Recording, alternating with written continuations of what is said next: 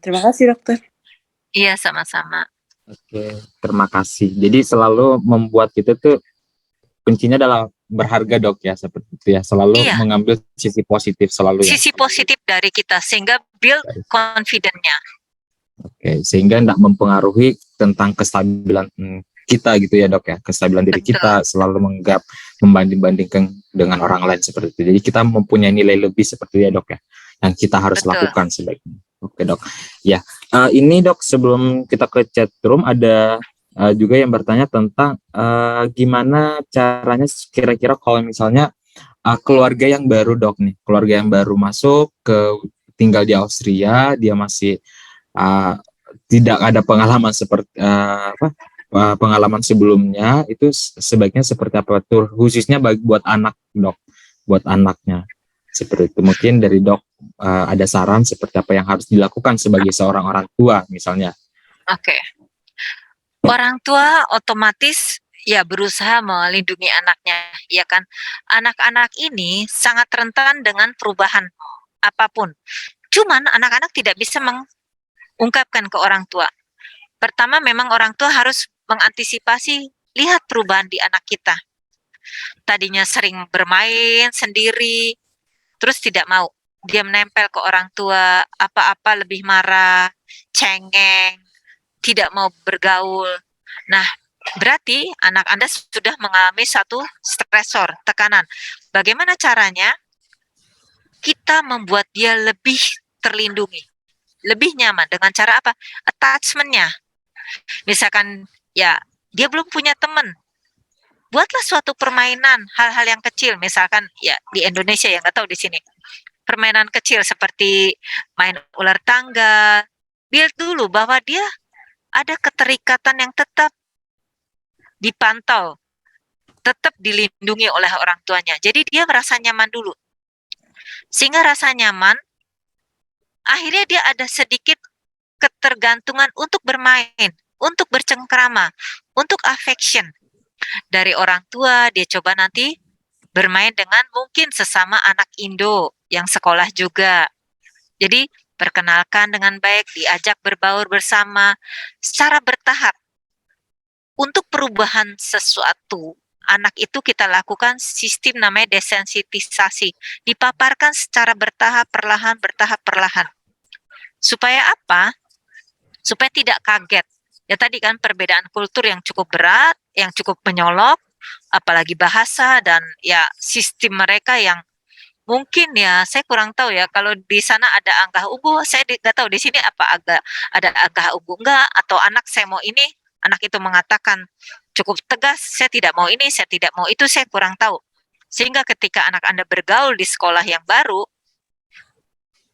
mungkin bisa diantisipasi dengan cara tadi affection dulu, diajarkan berteman dengan orang Indo, udah gitu bisa bergaul dengan teman yang lain. Tapi menurut saya juga anak-anak Indo yang sudah lama tinggal di yang di Austria itu mereka juga perubahan culture loh. Tidak seperti yang kayak orang Indo yang ada di Indo. Saya lihat ya yang sudah lama sekolah di Vienna itu sangat juga memegang prinsip privacy dan sebagainya. Kalau orang yang di Indo kan masih bisa fleksibel lah. Kalau enggak yang di sini sih menurut saya sudah ada ketegasan di antara anak-anak yang sekolah ya. Menurut saya sih gitu. Nah tadi ya pokoknya intinya orang tua melakukan suatu tindakan desensitisasi, dipaparkan secara bertahap. Jadi anak tidak bisa dipaksakan, jadi tetap didampingi, tetap dijaga sehingga mereka merasa oh dalam lindungan orang tuanya, dalam dukungan orang tuanya, membuat mereka comfort. Begitu. Oke, baik dok. Jadi intinya adalah orang tua ini harus bisa pintar membaca dok ya, setiap perilaku Iya, perubahan anaknya.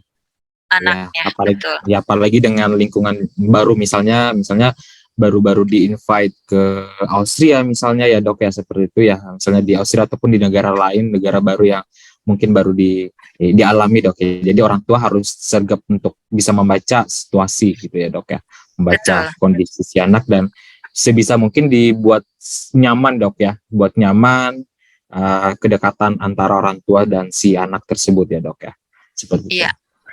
Oke. Baik, kita kembali ke chatroom. Di sini ada lagi pertanyaan dari Mark. Apa aktivitas yang paling efektif dok secara positif yang membantu untuk meningkatkan kesehatan psikologis saat dilakukan mandiri? Mungkin seperti meditasi ataupun lagu atau bepergian, ini mungkin in general dok ya, mungkin Iya. seperti apa dok ya? Oke, aktivitas yang positif yang pertama adalah sesuai dengan hobi Anda, itu lebih cepat.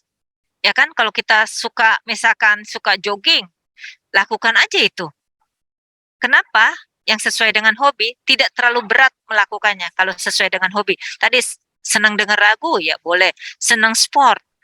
Nah, memang untuk yang Mark katakan, untuk meditasi dan sebagainya, ini bagus orang yang mengalami gangguan kecemasan. Butuh relax, butuh calm. Jadi, orang yang punya kecemasan bisa lakukan dengan cara bernapas pelan, terus meditasi, yoga, hal-hal yang membuat dia rileks, kecemasannya akan menurun. Sedang kalau orang depresi, itu butuh olahraga yang seperti kardio, karena serotoninnya meningkat, zat bahagianya itu meningkat. Seperti lari, jogging, treadmill, berenang, itu membuat zat serotonin yang drop pada orang depresi perlahan meningkat. Jadi itu yang dilakukan untuk antisipasi membantu kecemasan dan depresi Anda. Baik dok, terima kasih. Mungkin dari Mark ada yang mau disampaikan atau seperti apa dari Mark? Jadi kita seharusnya bisa ini dok ya,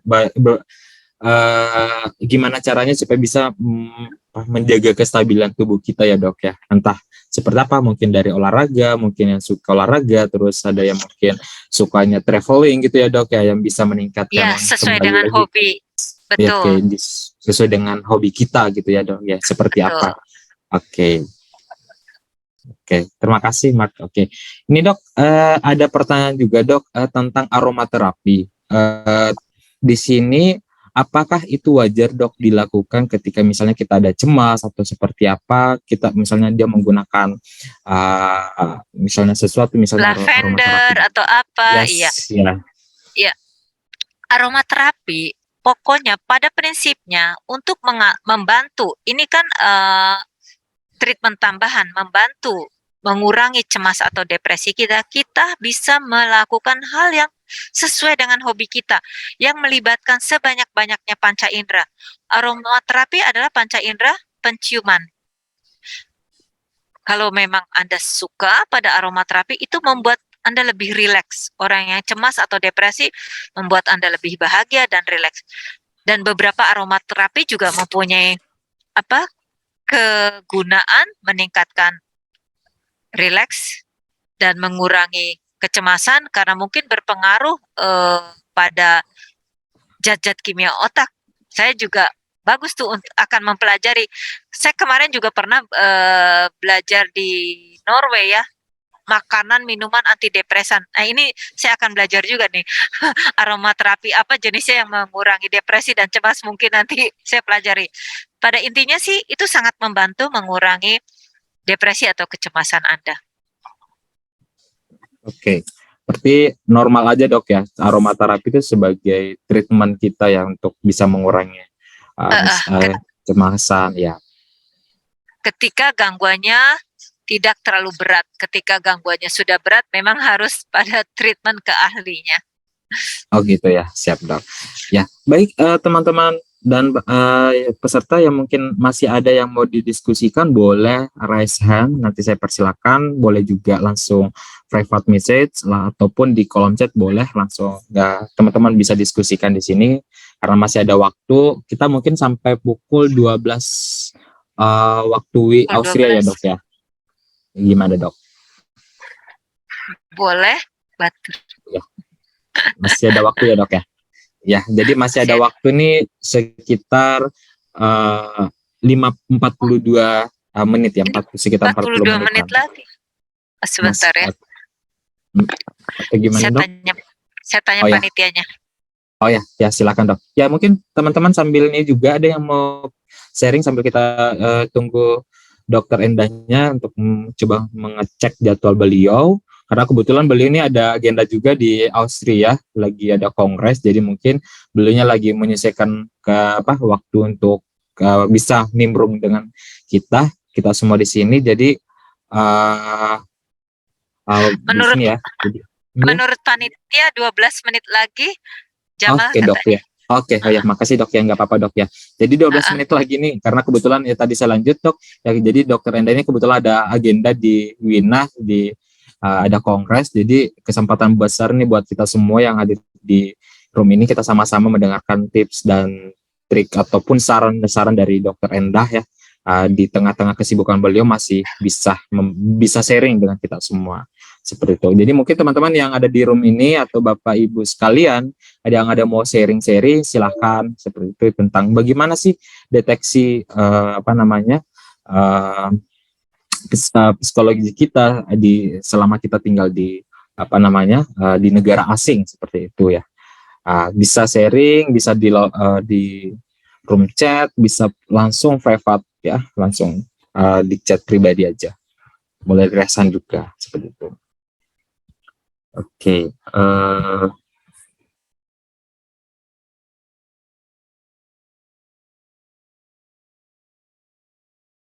Oke. Kita sambil nunggu dokter Endah karena kebetulan uh, dokter dokter ya laptop beliau lagi lowbat ya, dan posisi beliau lagi di VIC juga sekarang ya. Jadi untuk available untuk charge di sana mungkin ada sedikit gangguan juga ya. Sambil kita nunggu, mungkin teman-teman juga bisa langsung DM ya, bisa kalau misalnya ada yang mau konsultasi atau seperti apa, bisa langsung DM ke Etik Official.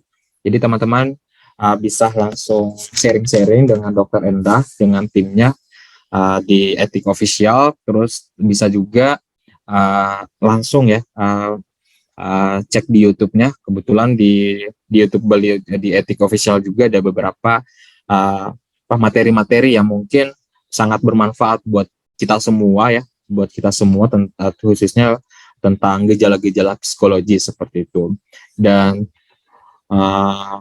kalau misalnya tidak ada lagi pertanyaan, mungkin Halo, saya sambil iya. nunggu dokter Anda. Oh ya, maaf dok ya, tadi ada sedikit ya, ada sip. Jadi sini sudah ada gabung lagi dokter Anda. Oke ya. Ada sedikit kendala. Ya tidak apa-apa dok. Kebetulan sudah di ini dengan adminnya. Ya, mungkin teman-teman sisa beberapa menit ini, kalau misalnya ada 1-2 pertanyaan lagi sebelum kita closing, bisa disampaikan di sini, mau sharing-sharing seperti apa, ataupun mungkin nanti dok ya, teman-teman kalau misalnya kebetulan yang tidak hadir ataupun mungkin kebetulan tidak ada ide saat ini, tapi kebetulan di next time ada ide dok ya, mungkin bisa langsung DM ya dok ya, bisa DM di Etik Official ke IG-nya ya, Etik Official, atau mungkin bisa langsung di YouTube juga ya dok ya, karena tadi dokter YouTube Enda tentang edukasi mental illness ada di YouTube Etik Channel. Jadi kita memberikan edukasi mental illness untuk setiap bulannya, sering kita lakukan. Kalau ada yang mau kita bicara apa juga, kita boleh nanti.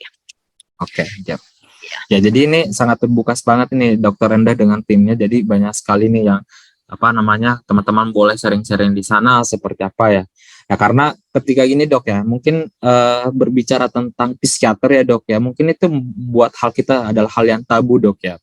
Ya kita mungkin beberapa karakter ketika kita udah sampai di psikiater yang namanya kedokteran jiwa, itu merupakan kayak suatu hal yang sangat ini banget ya dok ya, high class banget ya ketika kita sudah sampai di sana. Tapi itu menjadi suatu worry buat kita sih sebenarnya, ketika kita sudah butuh hal itu ya, mau tidak mau kita harus dapatkan seperti itu dok ya.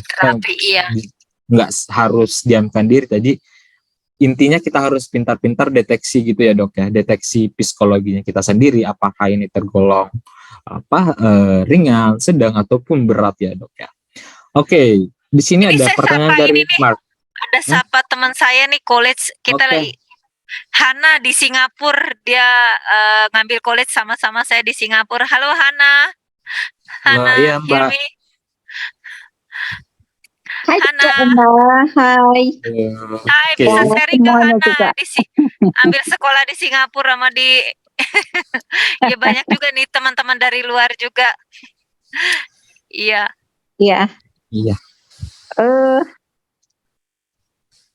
eh sharing apa ya? Yang jelas support system ya. Kita cari support system karena Oh, oke. memang sekolah di luar negeri atau kerja nanti itu kita merasa seperti alone ya, sendiri. Iya. Mhm. Jadi kita sebanyak mungkin cari teman, tapi cari teman juga sebetulnya tidak mudah. Yang bisa cocok, bisa bergaul dengan bebas seperti diri kita sendiri gitu. Iya. Ya berusaha cari teman ke komunitas, mungkin ya seperti di Singapura ya ada banyak teman-teman Indonesia ya bikin kelompok ya seperti itu. Mhm. Jadi kita pada saat sedih, pada saat senang bisa saling support each other gitu. Untuk pada saat ya ada kecemasan segala macam, kita juga sebetulnya sekarang sejak zaman pandemi ini bisa juga kontak dengan konselor di Indonesia, ya lewat Zoom, lewat WhatsApp, ya. Dan lagian lebih terjangkau harganya ya dibanding di Oh, Singapura gitu. Ya kalau kita butuh tenaga profesional oh seperti iya itu ya. gitu. Mm-mm. Iya iya. Jadi Ya, KBRI menyediakan konselor-konselor juga ya. ya ada. Jadi kita bisa kontak mereka, terus juga bisa langsung kalau kita kenal konselor-konselor di Indonesia juga bisa kita kontak langsung pada mereka ya, gitu. Mm-mm. Jadi Terima kasih Hana. support system yang penting, iya. Iya. Jadi Terima ya kita kasih. tidak merasa sendiri ya. Betul banget. Ya Ibu Hana, terima kasih atas sharing-sharingnya. Iya, Iya. baik Dokter Enda, ini ada 2 pertanyaan terakhir Dok sebelum kita tutup kali ya. Kalau misalnya teman-teman masih ada pertanyaan nanti bisa DM langsung. Pertanyaan pertama itu tentang boleh sharing-sharing sedikit Dok tentang makanan dan minuman yang dokter pelajari yang bisa membantu psikologi positif seseorang Dok. Oke, yang paling utama sih memang yang mempengaruhi cemas itu yang jangan aja ya, yang jangan itu gula. Gula itu kalau kebanyakan membuat kita tambah cemas. Tepung-tepung membuat kita moodnya unstable. Yang lainnya memang saya tuh sedang adaptasi ingredient-ingredientnya karena Indonesia saya aplikasikan dari Norway. Aduh, beda banget makanannya. Kayak walnut, ya kan kita nggak biasa salmon, walnut, terus low fat, susu low fat juga membuat anti stres. Pisang, terus green tea, banyak sih. Nanti ikutin aja official etik channel. Itu ada nanti kita bikin. Karena cukup banyak itu. Cuman yang intinya kalau di sini kan kita membahas depresi dan kecemasan, cemas. Jadi kurangi gula, depresi, moodnya, tepung kurangi. Gitu. Oke, jadi makanan ataupun minuman itu salah satu faktor yang mempengaruhi ya Dok ya tentang Mempengaruhi. mempengaruhi tentang psikologinya seseorang juga ya ternyata ya. Betul. Ya, itu buat informasi buat ini banget ya buat kita ya, berguna banget nih buat kita semua. Oke, pertanyaan terakhir Dok, ini bagaimana menghadapi sesama warga negara Indonesia yang mukim di luar tapi berbeda gaya hidup, akhirnya saya tidak bisa bergaul gitu Dok.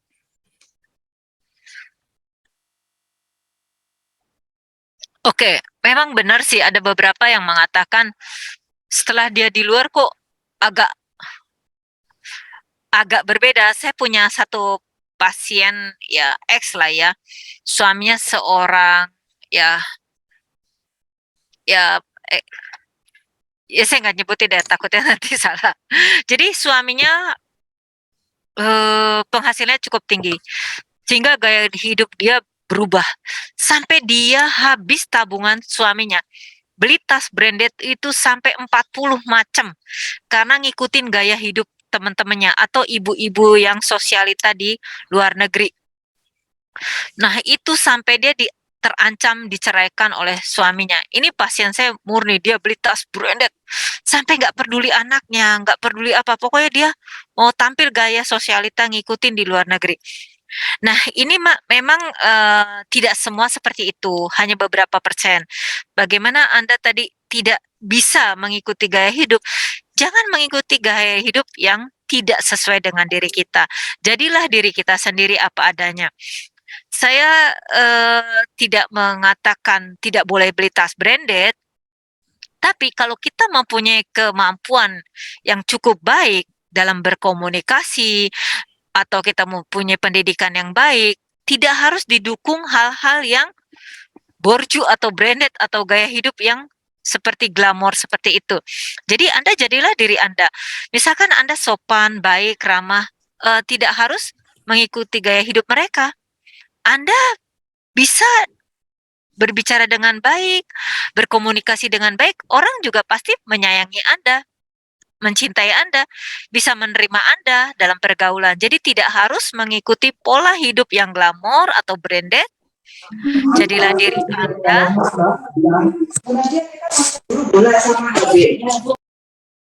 Jadilah diri Anda dan berbuatlah yang terbaik. Ya, berkomunikasi dengan baik.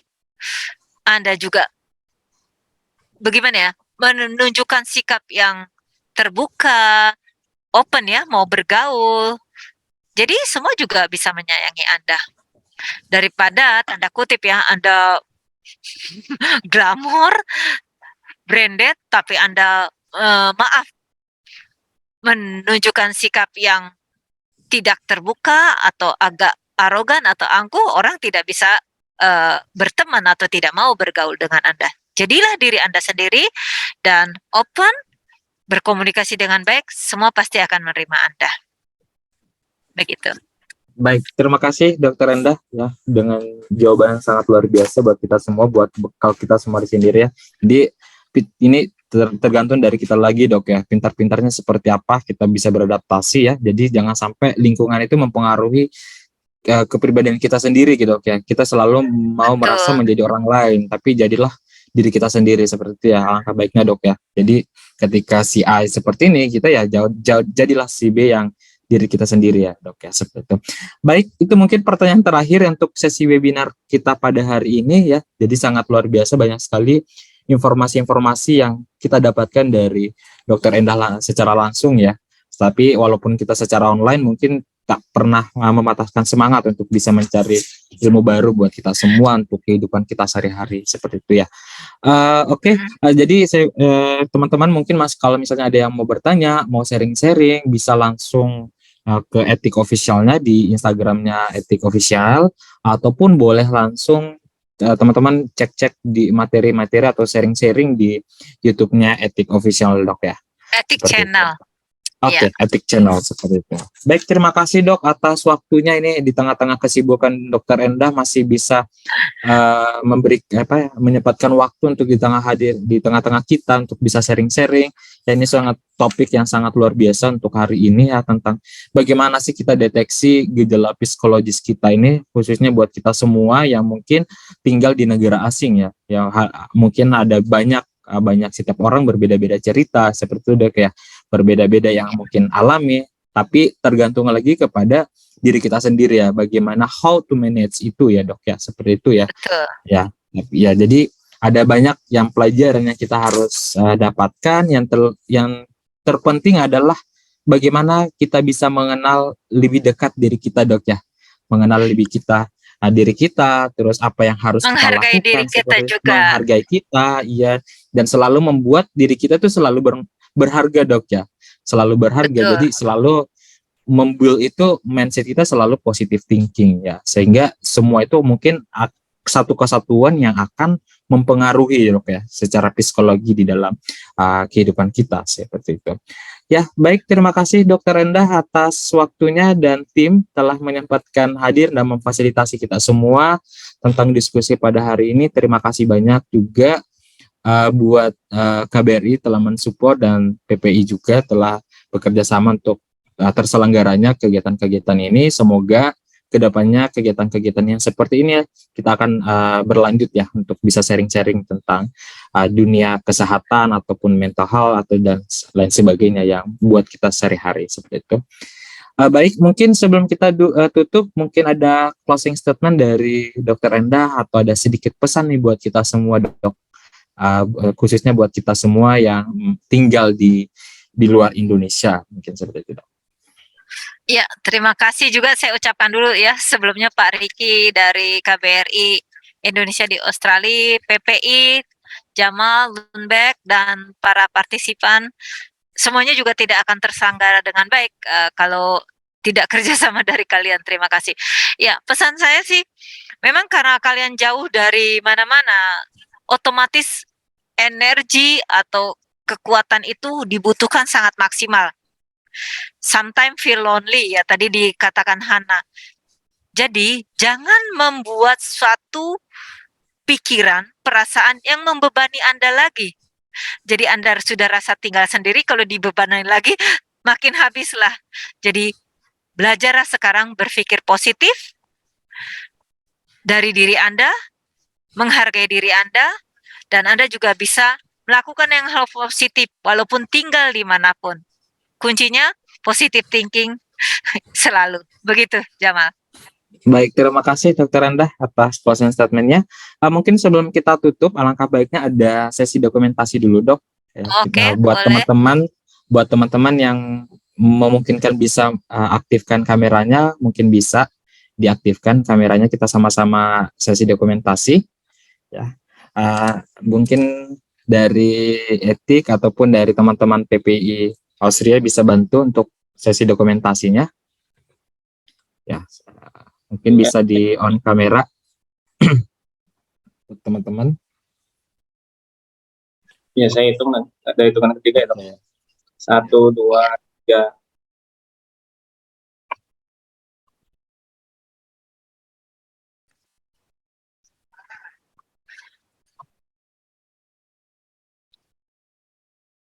Slide kedua, Dok. 1, 2, 3.